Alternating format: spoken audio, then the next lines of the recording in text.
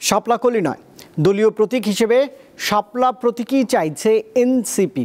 এটি না পেলে ইসির পদত্যাগ আন্দোলনে নামবে এই দলটি। আজ জাতীয় যুব শক্তির আলোচনা সভায় এনসিপি নেতারা এমন কথাই জানিয়েছেন। তারা বলছেন, গণভোট ও পিআর নিয়ে রাজপথে নামা জামায়াতে ইসলামী এক ধরনের ভণ্ডামি আচরণ করছে, আর জুলাই সনদে নোট অফ ডিসেন্ট দিয়ে বিএনপি জনগণের সঙ্গে প্রতারণা করতে চেয়েছিল। জুলাই সনদ বাস্তবায়ন এবং জাতীয় নির্বাচন কোন পথে শীর্ষক আলোচনার আয়োজন করে জাতীয় নাগরিক পার্টির যুব সংগঠন জাতীয় যুব শক্তি। বৃহস্পতিবার রাজধানীর বাংলা মোটরে এনসিপির অস্থায়ী কার্যালয়ে এই আলোচনায় অংশ নেন দলের নেতাকর্মীরা। প্রয়োজন এটা নিয়ে আলাদা করে আলোচনা করতে হয়। শাপলা-কলি প্রতীক যুক্ত করে ইসির গ্যাজেট প্রকাশ প্রসঙ্গে এনসিপি নেতারা বলেন, রাজনৈতিক প্রভাবের কারণে ইসি এমন আচরণ করছে। তবে শাপলা-কলি নয়, প্রতীক হিসেবে শাপলাই চায় তারা। শাপলাই হবে এনসিপির মার্কা এবং প্রতীক, এবং আমরা এখন পর্যন্ত আমরা আমাদের সেই দাবিতে এক রয়েছি। শাপলার কলি দিলে হবে না, শাপলার কলি দিলে হবে না, ফুল দিও কলি দিও, আমরা বলছি কলি দিলে হবে না, অবশ্যই শাপলা দিতে হবে আমাদেরকে। শাপলা এবং শাপলাই হবে এনসিপির মার্কা।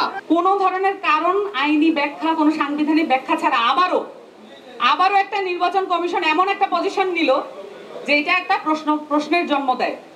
শাপলা কলি যদি অন্তর্ভুক্ত করা যায়, এটা কি এমন একটা জায়গা দাঁড় করায় না যে তারপরে তোমরা যা চেয়েছো সেটা আমরা দিলাম না। আলোচনায় জুলাই সনদে নোট অফ ডিসেন্ট, গণভোট ও পিআর পদ্ধতি নিয়ে কথা বলেন এনসিপি নেতারা। এসব নিয়ে জামায়াত ও বিএনপি জনগণকে নতুন করে সংকটের দিকে নিয়ে যাচ্ছে বলে মন্তব্য করেন তারা। বিএনপি কনসেনসাস কমিশনে যে নোট অফ ডিসেন্ট গুলো দিয়েছে, আমি সেগুলোকে বলবো নোট অফ ডিসেন্ট নয়, নোট অফ চিটিং। এই নোট অফ চিটিং এর মাধ্যমে তারা পুরো সমগ্র বাংলাদেশের 18 কোটি মানুষের সাথে প্রতারণা করতে চেয়েছিল। আমরা একটি নিরপেক্ষ পিএসসি চেয়েছিলাম, কিন্তু বিএনপি ওইখানে নোট অফ ডিসেন্ট দিয়ে রেখেছে, কারণ ভাইয়ার কলে সেখানে হলো তাকে নিয়োগ দিতে হবে। সেজন্য ভণ্ডামি বাদ দিয়ে অন্তরে কি আছে একটু খুলে বলেন।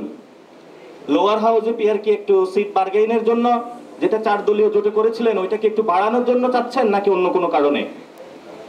গণভোটের প্রশ্ন বা তারিখটা আগে চাচ্ছেন, এটা কি কিছু সিট বাড়ানোর জন্য, নাকি অন্য কোনো কারণে? যদি রাজপথে নামতে হয়, যৌক্তিক দাবি নিয়ে নামেন।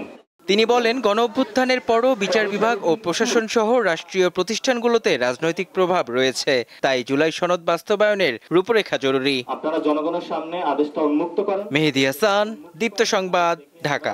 আমাদের সেখানে সাইন